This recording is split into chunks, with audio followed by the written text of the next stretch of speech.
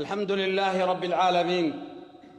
الحمد لله قدم من شاء بفضله وأخر من شاء بعدله، لا يعترض عليه ذو عقل بعقله ولا يسأله مخلوق عن علة فعله. هو الكريم الوهاب، هازم الأحزاب ومنشئ السحاب ومنزل الكتاب ومسبب الأسباب وخالق الناس من تراب. من اهتدى به ما ضل، ومن اتقاه ما زل، ومن اعتز به ما ذل، ومن طلب غناه ما قل. له الكبرياء والجبروت عز وجل، تم كماله وحسن جماله وتقدس جلاله وكرمت أفعاله وأصابت أقواله.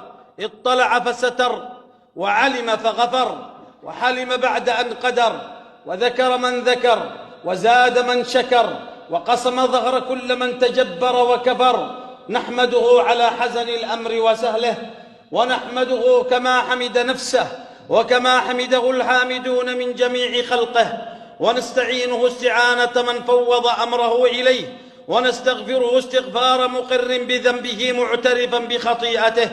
ونشهد أن لا إله إلا الله وحده لا شريك له، له الملك وله الحمد وهو على كل شيء قدير.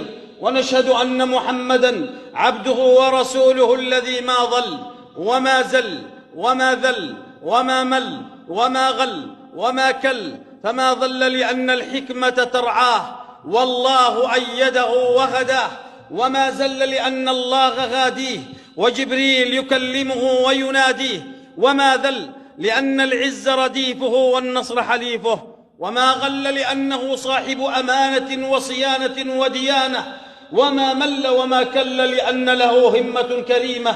سيدي أبا القاسم يا رسول الله، أنت الذي من نورك البدر اكتسى والشمس مشرقة بنور بهاك، أنت الذي لما رفعت إلى السماء بك قد سمت وتزينت لسراك، أنت الذي ناداك ربك مرحبا ولقد دعاك لقربه وهداك، فخفضت دين الشرك يا علم الهدى ورفعت دينك فاستقام علاك.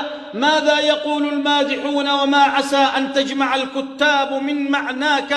صلى عليك الله يا علم الهدى، ما هبت النسائم وما ناحت على الأيك الحمائم. أما بعد فيا إخوة الإيمان والعقيدة.